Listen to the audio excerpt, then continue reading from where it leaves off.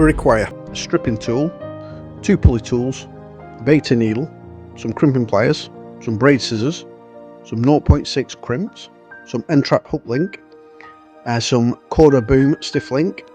The choice of hook, mine is a size 6 Kamaka wide gape. We need a micro swivel, a boilie stop, a very small piece of silicone tubing, and a slim but long aggressive kicker. First, take your boom link. I'm going to cut off about 10 inches. Then what I'm going to do is crimp this at the end. So we'll place it through one side of the crimp, through the other, and just creating a loop. I do this, I don't attach it to anything because I want the flexibility of being able to put it on either a leg clip or a helicopter setup, or even fish it with an inline lead. Crimp that in the small part of the pliers. Then we're going to take a little piece of silicone tubing, cut about a centimetre off, and just feed that onto the boom and push it down to the bottom, just so it's out of the way. Measure the boom, 6 inch, hook it over so you get a little kink at the top. Next we'll take our hook link and we want to strip the coating. So we're going to strip a tool, just pull the coating off. This can sometimes be a little bit fiddly.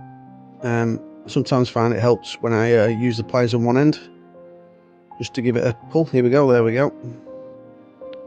So we'll get the coating off, and then want to hoop that over so it's in half.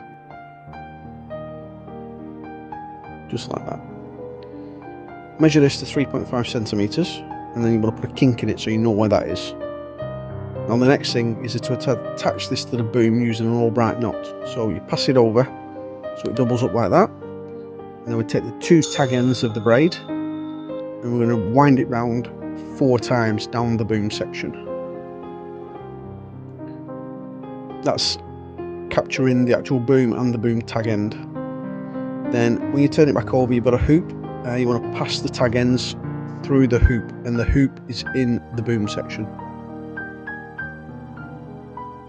We'll then start pulling that tight. We'll give it a moisten, and then I find it helps here if you get your pulling tools. You can put one on one end of the boom and the other on the hook link part, the hoop that you've created. And when you pull these tight, you just stretch out the boom as well, which helps with it being straight. At this point we want to cut off the tag ends. So there's 2 on the braid, 1 on the boom. There we have it. Then we're going to pull the little piece of silicone tubing down, and we're going to manoeuvre that over the knot. It's not an essential part of this, but I find it just neatens up the rig. Can be a little bit tight, so just persevere and it will pass over. And there we have it. Next we're going to take the kicker. Now you want to feed that onto the needle so the needle comes out at the end. I like this little aggressive kicker. It's quite long. It makes the hook longer and it increases the hooking properties. They are quite tight though, but as you do need the tight one to hold the hook in place. So just push that over the hoop of the braid that you've made, and that should leave you with that.